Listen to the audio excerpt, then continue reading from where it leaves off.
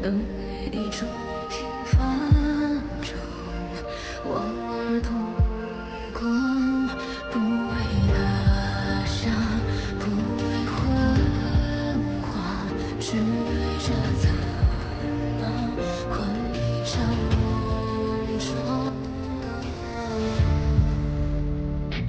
一场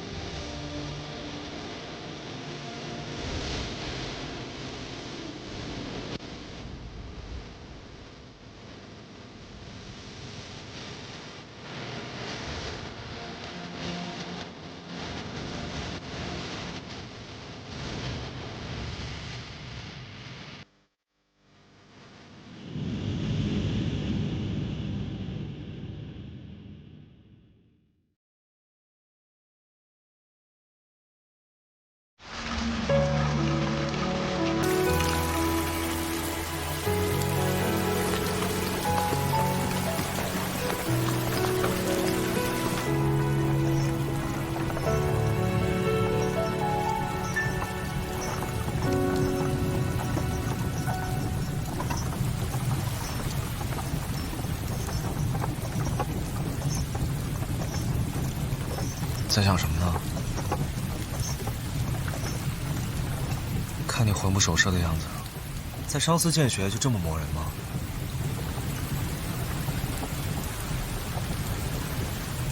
不是，是因为我娘亲也是在这样一个夏天的雷雨夜过世的。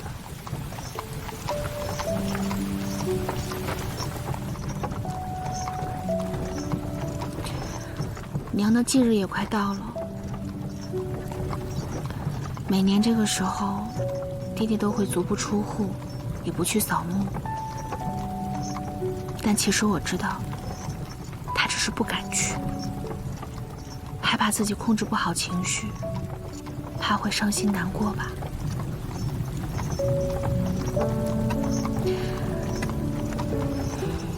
所以啊，我刚刚还在想，等一下回家，该怎么哄哄他才好。所以，你才害怕雷声。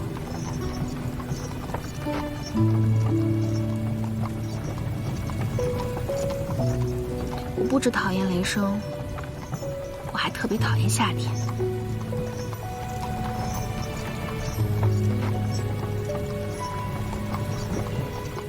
要不，我陪你去扫墓吧。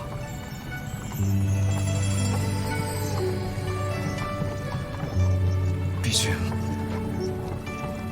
我们也是夫妻一场。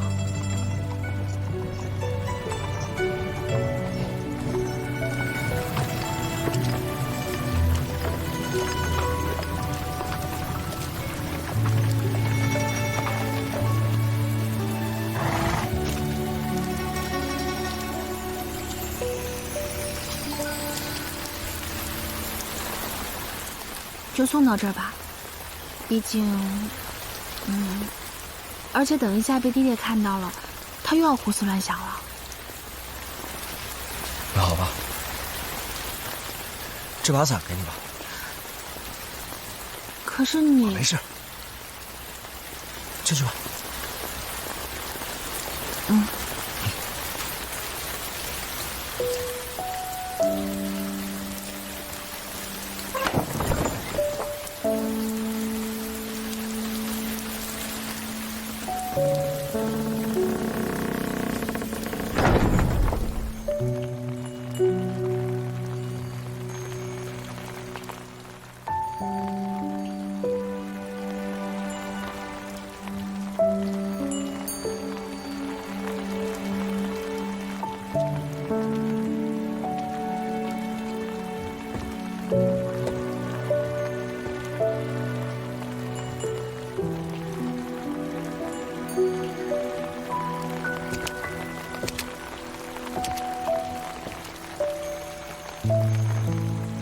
范云，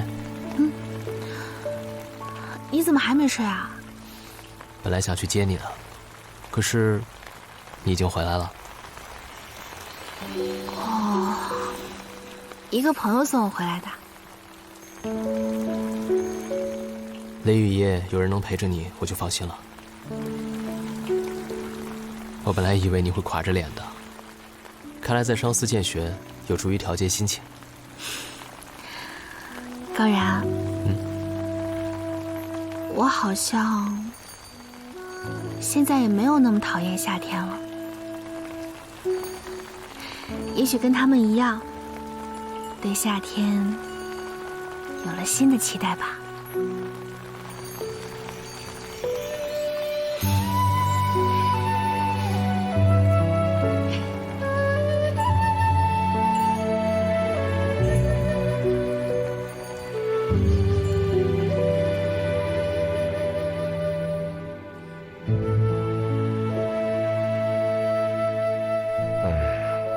听着真舒服。舒服。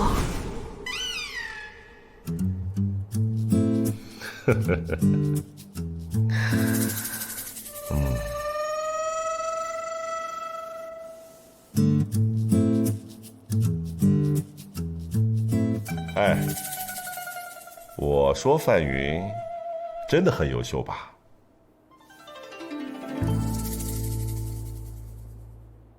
最近常往我上司跑，其实是为了见侄女吧，范大人。哎呀，果然你早就知道我和他的关系啦。你现在这么说，难道是想把他赶走不成吗？如若不是亲眼见了他的工作能力，即便是城主安插的人，我也有千万种办法让他知难而退。不过这并不代表我认同城主如此草率地实行选士制度的变革。这只有男子才能为官的固有观念，也不是一朝一夕就能改变的。同意。作为范家宗主，我对于贵族一派负有责任。他归他有理，我归我反对。原则问题对于我来说，无可妥协。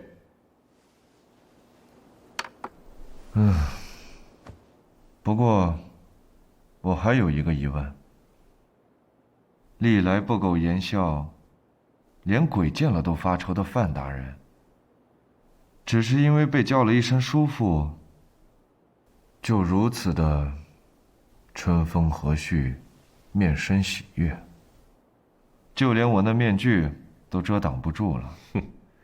既然如此心系侄女，为何不索性和哥哥家修好？你说的容易。老话说，长兄如父。可是他爹当年为了那个姬蔷薇，放弃了范家宗主，害得我至于无可转圜之绝境。现在为什么我要和他重修兄弟之好呢？好了，不说了。哦，对了，送你一个新的面具，私下以为非常适合你。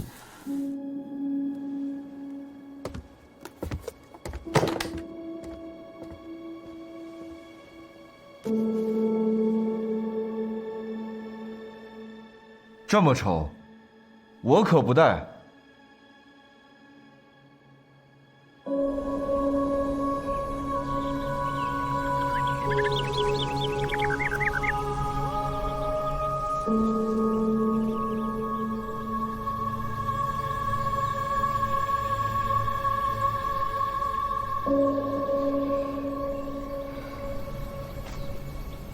你的手艺都是你娘教你的吧？正好相反，我娘在世的时候，跟爹爹一样，做不了什么精细活，反而像什么爬树啊、摘果子之类的，倒是很在行。所以你是继承了你娘的衣钵。我可没有我娘的好身体。我从小就体弱多病，天天都吃药。你还体弱？嗯。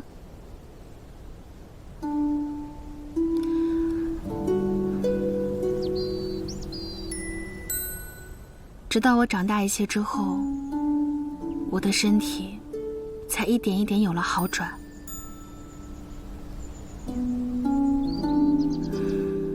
也许真的是我把我娘的身子拖垮的吧。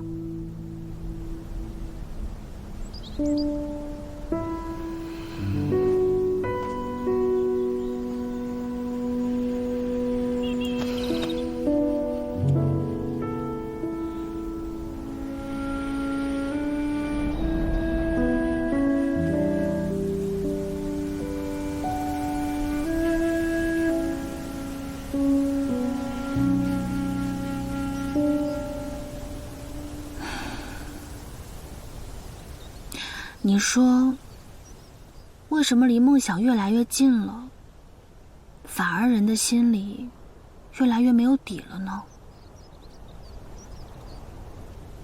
你是说为民请命吗？嗯，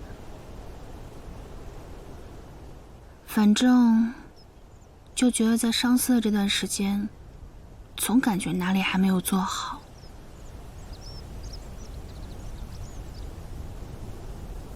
只有无比接近，却又差之毫厘的时候，心里才会患得患失。患得患失，对，就是这种感觉，患得患失。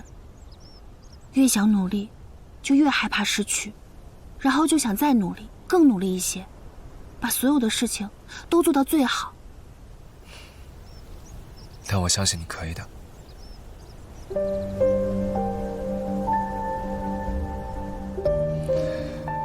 你说说你吧，每夜挑灯苦读，这文书落的都比人高了，饭又不吃，觉又不睡，被别人派了活，别人都是叫苦不迭的，你倒好，反而乐在其中。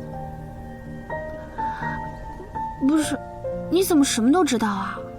你看不起谁呢？我可是城主。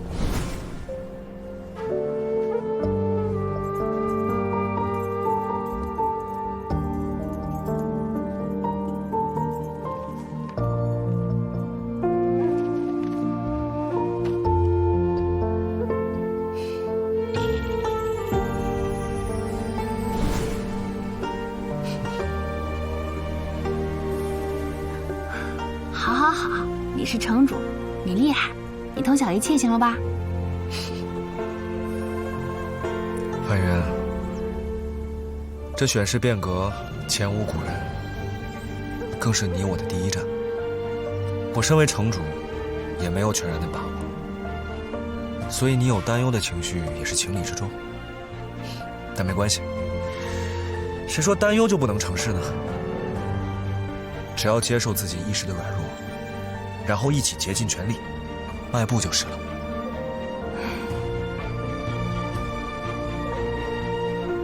每一个伟大的目标，不都是这么一步一步实现的吗？你我就各自努力吧，你相信我吗？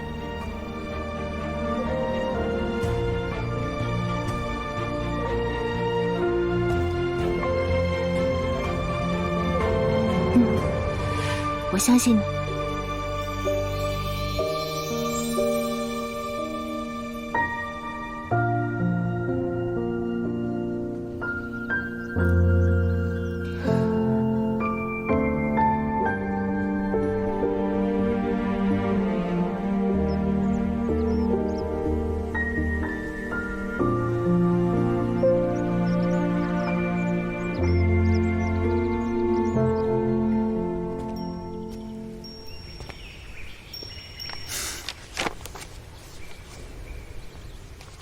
二公子，易叔，先别敲门，让老爷再歇会儿。祖父身体可有不适？天都这般时候了，往日祖父可从不贪睡。二公子有所不知啊，昨夜老爷在凉亭内坐到了天明，早膳都没用，这才刚进去休息。是何事让祖父一宿未眠？这老爷没说，小的也没敢问，就听老爷说到全民选士。祖父，我郑家世世代代乃9城之栋梁，绝不允许这种事情在我眼皮子底下发生。我虽说人已老，但命还尚存，一息尚存，就绝不允许他胡来。基辅，哎。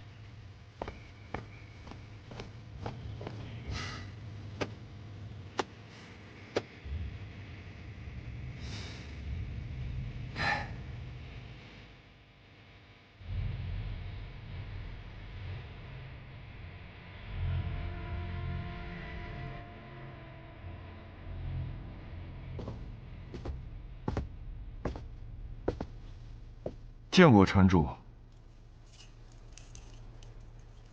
江大人，范修进了商司，可帮得上忙啊？天资聪颖，在商司期间，确实做了不少事儿。哦，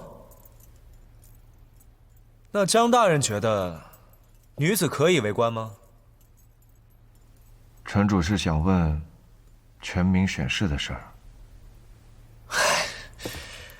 我说江大人，你果然是厉害啊！见微知著，果然什么都瞒不了你。下官对此事，既不赞同，也不反对。这可不像你说话的风格。依本官看来，此事已经超出了选士本身，问题的根本在于一城之本。你是认为我动摇根本？是9大贵族认为城主要动摇根本，这俨然已经是派系之争了。对上影响9城团结，对下又干系到百姓的生计。而我江某人最不愿意掺和这些派系之争了。江大人的意思是想要独善其身？那你有违医德、欺骗病患的事，我还没找你算账呢。城主不是说这事儿一笔勾销了吗？那此事可以一笔勾销，我可以生死死受女子治你的罪。城主可别开玩笑啊！这范云可是城主硬塞进来的。你行，我可以不治你的重罪，那我就罚你不许戴面具，必须以真面目示人。怎么样？江大人，好好考虑考虑吧。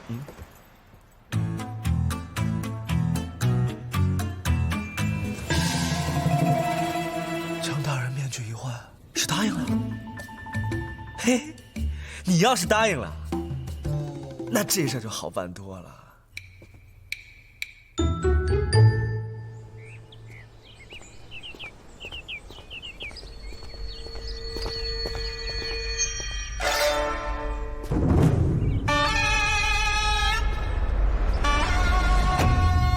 范云，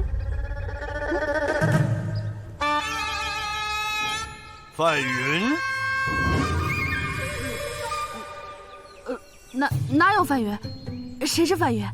我不是范云啊！站住！不是范云，你站住！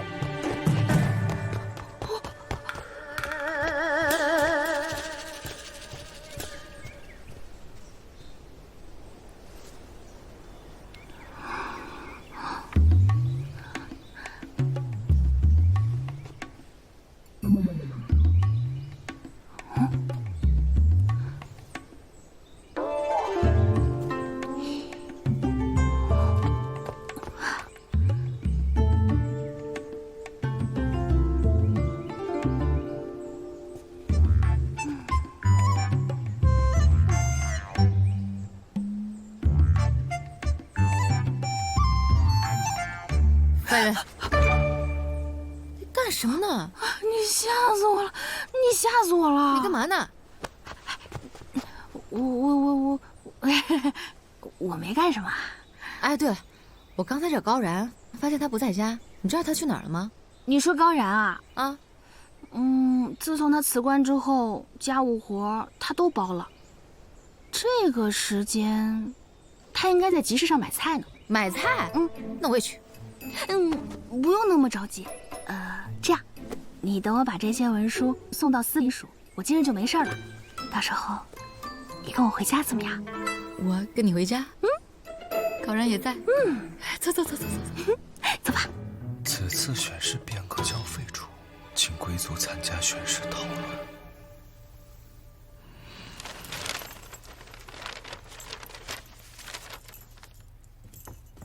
正远大人觐见。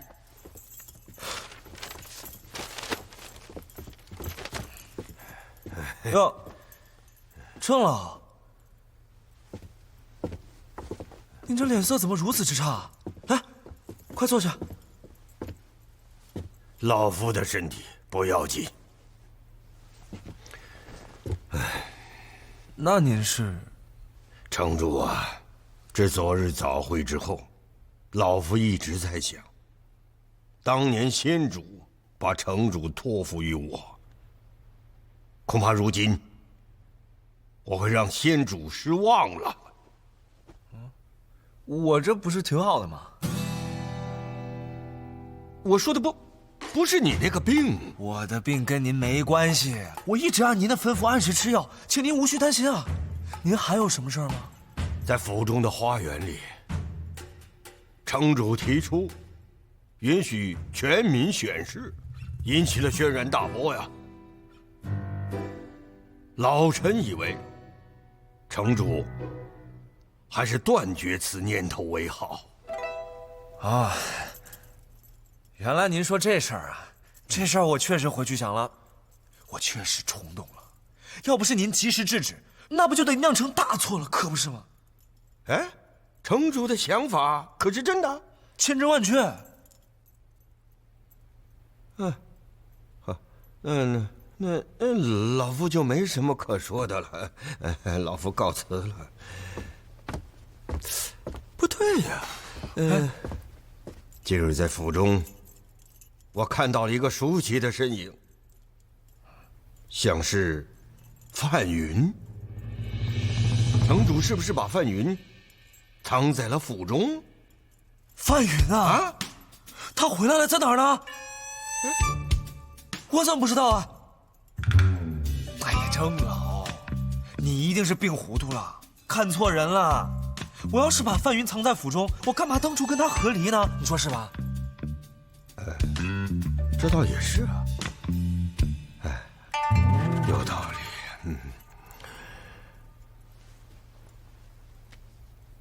城主，老夫一心为了九城，也希望城主一心能为老夫。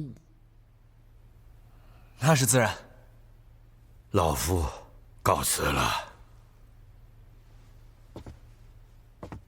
我该吃药了。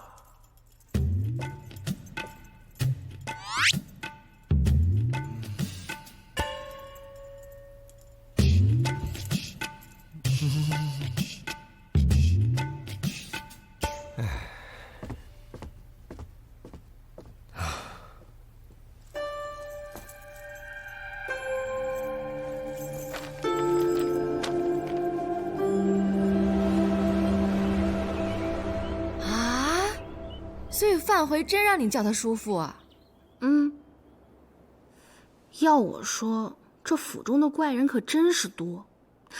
哎，你说，他该不会是看出我的真实身份了吧？要我说呀，范云，你就是天生丽质，你穿男装也挡不住你魅力啊。这可不行。哎，要不我教你几套防身术，以后保护好自己。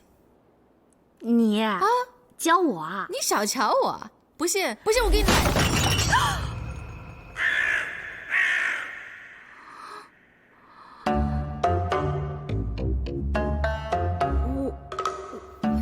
范云，原来魏姑娘手劲如此之大。不是，我真不是故意的。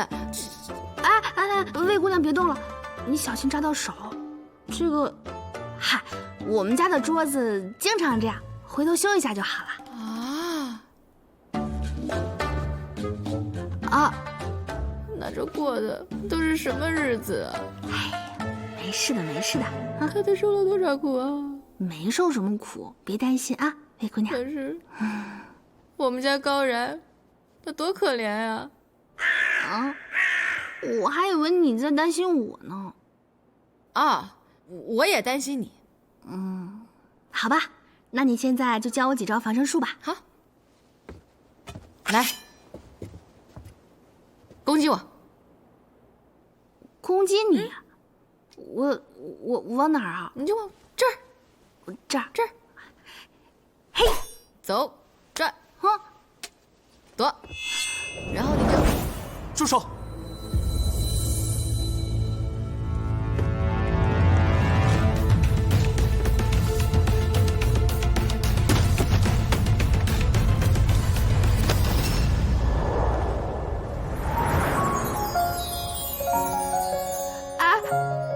干什么呢？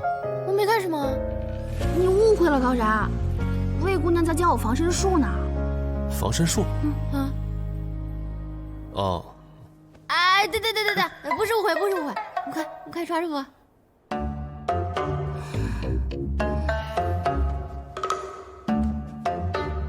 哎，高然，你之前说喜欢吵闹的我，怎么样？喜欢吗？我有说过这种话吗？说过呀。我做饭去了。哎，高然，不如让魏姑娘留下来吃晚饭吧。高然会做饭，要吃。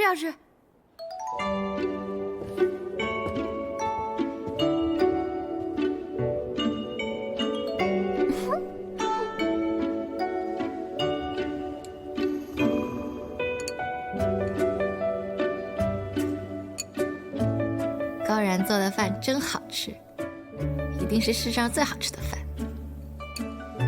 那个，你们吃吧，我给范启大人送饭去。啊，高然，你要走啊？啊，不如我去给爹爹送饭。高然，你呢，就好好留在这里，陪魏姑娘吃一顿饭。走啦。范云，哎，听见范云的话了？范云说：“好好陪陪魏姑娘。”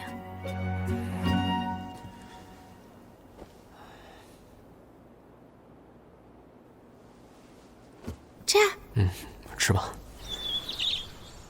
爹爹，我来给您送饭了。哎呀，今天小云来送饭了啊！哎呀，太好了，太好了，太好了！快了吧？好久没尝到小云的手艺了啊！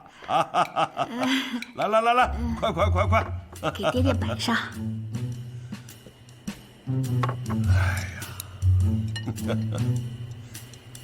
哎，我跟你说啊，这高然做的饭菜呀，太难吃了。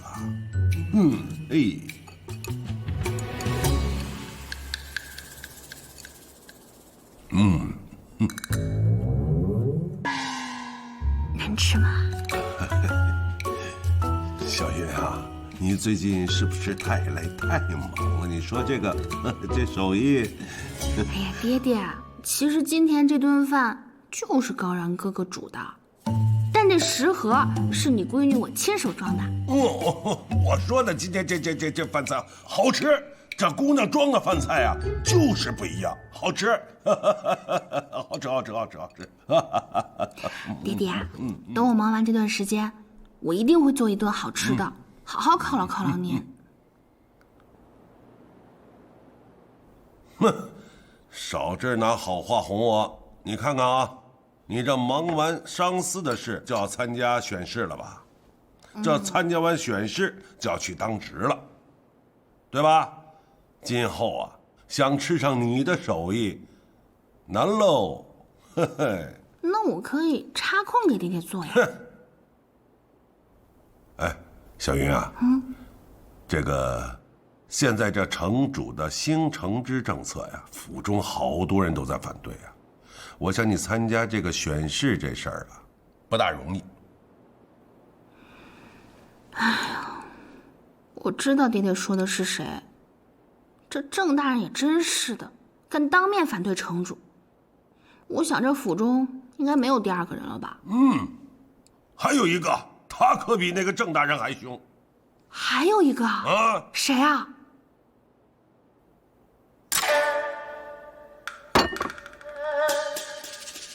范回。范回是我亲叔父啊。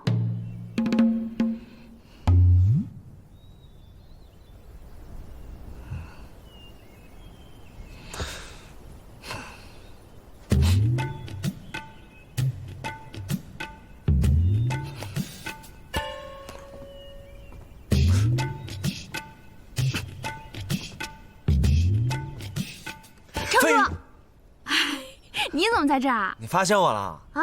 走，我带你去办件大事。哎，你去哪儿啊？我家里还有客人呢。你跟我走就是了。城主，我们去哪儿啊？范大人，再喝点。不喝了，天也不早了，告辞。范大人。啊！哎呦，城主，城主，事情考虑的如何了？城主啊，此时恕臣难以从命。臣有自己的原则，原则不可破。我好歹也是9城之主，你连这点面子都不给，难道就不怕我免了你的官职吗？城主要罢臣的官职容易，但是要臣从命，不行。你等着。叔父。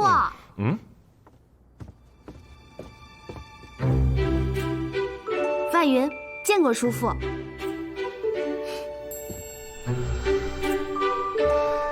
范云啊，你真知道我是你的叔父吗？啊，我本来就是范大人的侄女，这种血缘关系是割舍不断的。对，血缘关系是从来割舍不断的。哎呀，我还记得你小的时候，叔父常常抱着你呢。叔父啊，范云有一件事情想请您帮忙。你尽管说，叔父能帮上忙的一定帮。能不能支持选氏变革？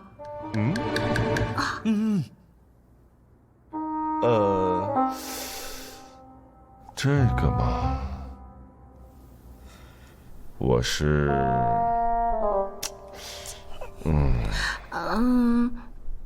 那叔父如果不答应的话，范云，你要办的事情，叔父一定帮。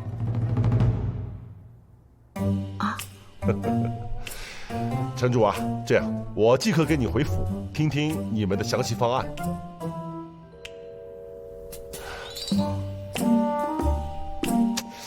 你老盯着我干什么？走啊！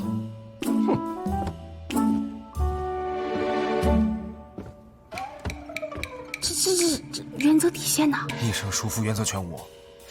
不过也好，范云，看来这件事情还得交给你，你回去好好待客，剩下的就交给我吧。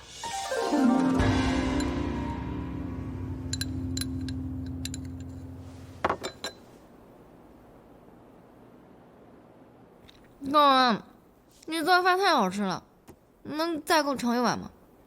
没有了，原本要当成晚饭的，现在都被你吃光了。要是魏大小姐吃饱的话，差不多走了吧。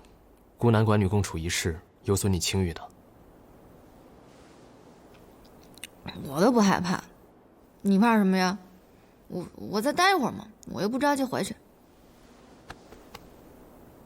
你等我消化一下，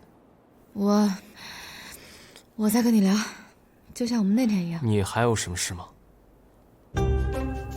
我有事，我当然有事了。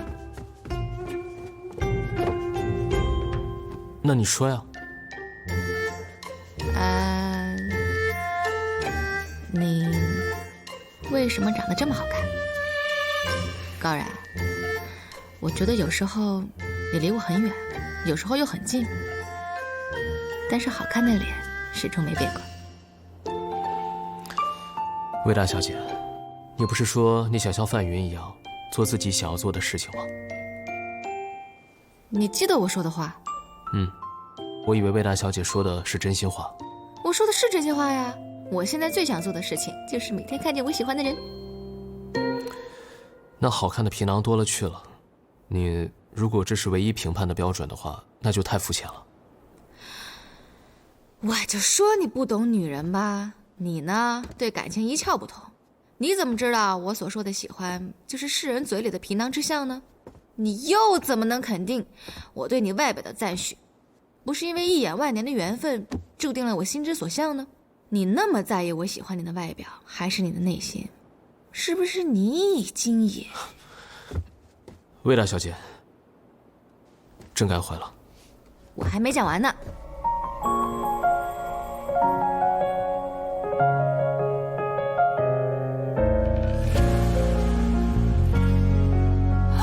范云，我突然想起来，爹爹的餐盒我好像忘拿了，你们继续。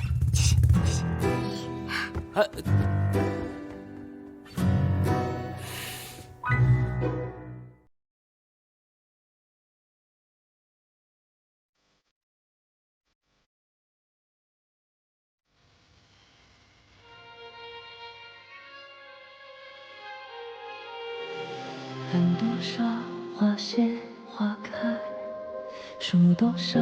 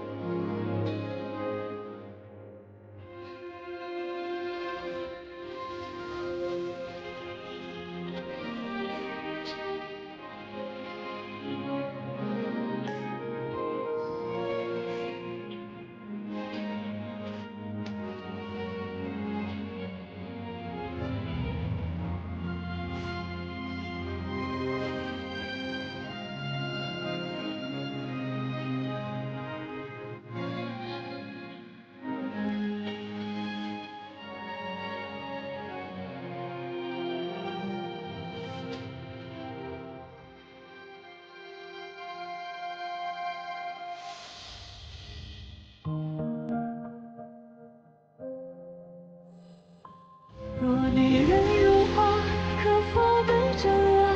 为谁把眼泪悄悄咽？